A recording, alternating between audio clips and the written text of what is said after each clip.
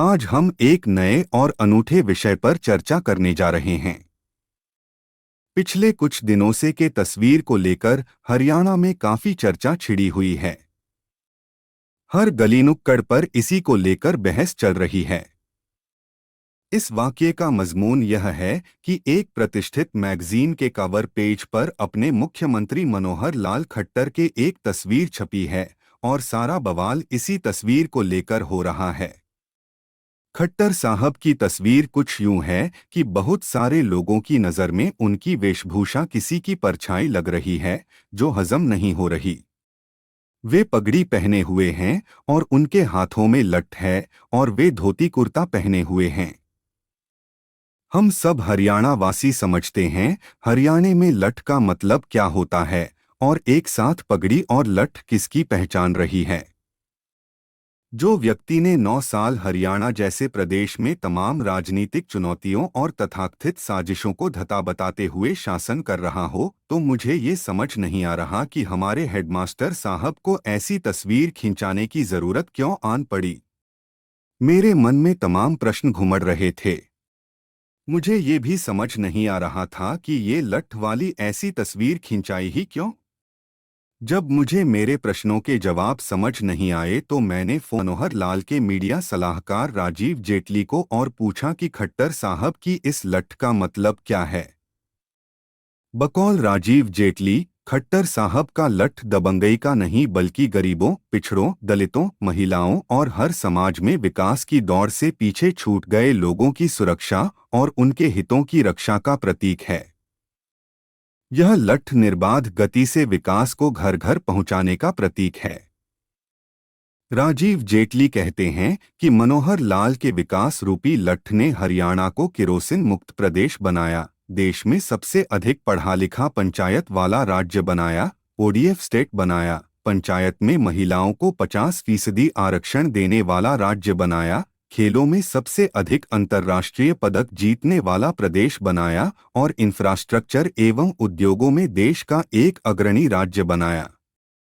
राजीव जेटली कहते हैं कि जब हरियाणा के 10वें मुख्यमंत्री पद पर प्रतिष्ठित हुए तो कईयों को संदेह था, लेकिन मनोहर लाल ने सबकी शंकाओं को निर्मूल बताते हुए हरियाणा में ईमानदारी, विकास, सेवा और सुशासन का ऐसा लठ गाड़ा कि एक ओर तो विपक्ष के तमाम राजनीतिक शूरमा धाराशायी हो गए और दूसरी तरफ हरियाणा वासियों ने पहली बार अनुभव किया कि किस तरह उनके बीच से निकला संघर्षों में तब के निखरा हुआ एक व्यक्ति गरीबों के लिए जीता है, उनके कल्याण के बारे में सोचता है। मुझे राजीव जेटली के जवाब को सुनकर एक बारगी ये लगा कि अब ये फोटो आ गई है तो जेटली साहब की तो जॉब ही है अपने नेता और उसके लठ को डिफेंड करना। तो मैंने कुछ और लोगों से बात करने का सोचा ताकि इस तस्वीर की असल सच्चाई हमें भी समझ में आ सके और हरियाणा की जनता को भी। साथ ही मैंने ये भी डिसाइड किया कि अब राजनीतिक व्यक्ति को कॉल नहीं करूंगा, क्योंकि भाजपा वालों से पूछूंगा तो वे मुख्यमंत्री की छवि गढ़ेंगे और यदि कांग्रेस वालों को पूछूंगा तो वे उनकी छवि का चीरहरण करेंगे, क्योंकि ये तो उनका काम ही है।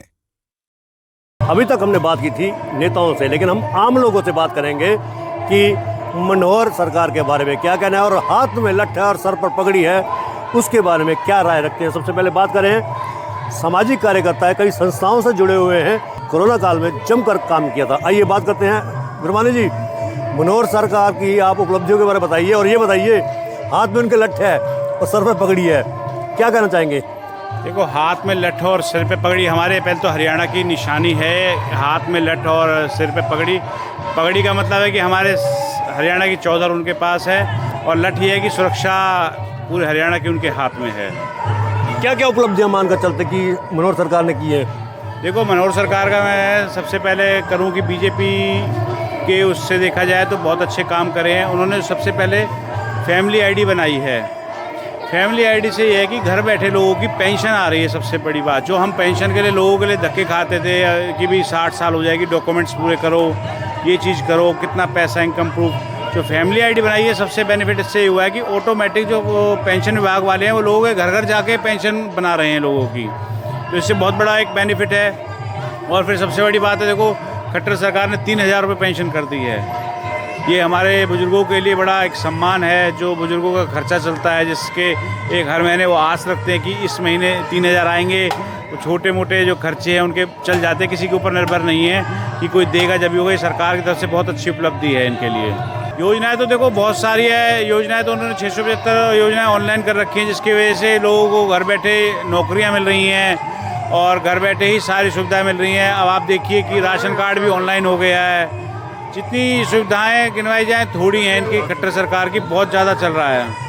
क्या नाम है आपका जी? दीपक नाम है जी मेरा। दीपक जी, क्या कहेंगे मनोहर सरकार के बारे में? मनोहर सरकार बहुत ही जनहित में कार्य कर रही है। काफ़ी योजनाएं चला रखी हैं जनहित में काफ़ी योजनाएं चला रखी हैं। अंत्योदय योजना है, पेंशन योजना है, स्वास्थ्य बीमा योजना, आयुष्मान योजना, काफ़ी योजनाएं हैं सरकार की जो इस टाइम चल रही हैं। और पेंशन भी सुनने में आया है 1 जनवरी से 2024 से पेंशन भी शायद 3000 रुपये हो रही है बुजुर्गों की और विधवाओं की। क्या लगता है कि मनोहर सरकार अगली बार हैट्रिक मारेगी? हैट्रिक मारेगी, तीसरी बार रिपीट करेगी।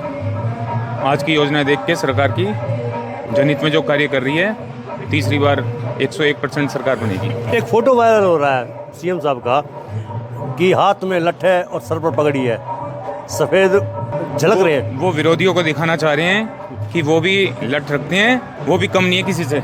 तीसरी बार सरकार बनाने के लिए हाथ में लठ भी चाहिए। क्या नाम है सर आपका? दिनेश कौशिक। कौशिक जी, हाथ में लठ और सर पर पगड़ी, मुख्यमंत्री मनोहर लाल की क्या छवि बनती है आपके?